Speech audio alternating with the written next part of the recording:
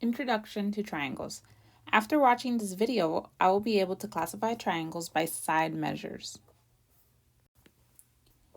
In the previous lesson, we talked about classifying triangles by angles, so now we're going to classify triangles by the side measures. So we can label a triangle as an equilateral triangle if all three sides of the triangle are congruent. An isosceles triangle has to have at least two congruent sides. So if I have two sides that are congruent, I can call it an isosceles triangle. And then a scalene triangle has no congruent sides, which means that all sides are different side measures. Again, please note that an equilateral triangle is a special kind of isosceles triangle. So an equilateral triangle can also be referred to as an isosceles. It's just a special kind.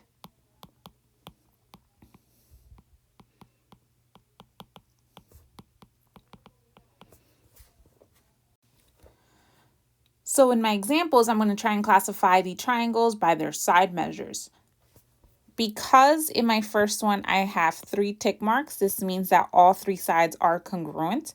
So all 3 sides congruent means equilateral triangle. Please note that because all 3 sides are congruent, all 3 angles also end up being congruent, which means it would also be considered an equal angular.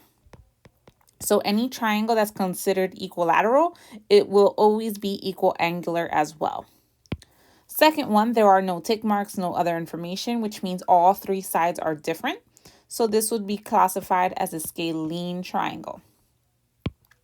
For my third example, I have 2 tick marks, which means that 2 sides are congruent. So when I have at least 2 sides congruent, it is called an isosceles triangle. So a few special theorems about equilateral triangles that we kind of already touched based on. Any triangle that is equilateral is also equal angular.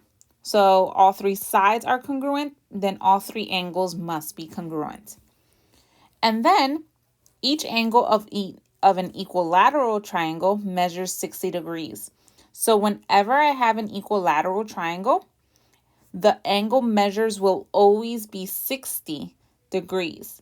So any equilateral triangle, whenever I say it's equilateral, I know for a fact the angle measures will be 60 degrees, hence the 2 little corollaries. So just to recap the previous lesson in this one, we're going to classify these triangles by its angle measures and its side measures. So for angles, I'm looking inside the triangle. Because this one angle is 90 degrees, this is a right triangle.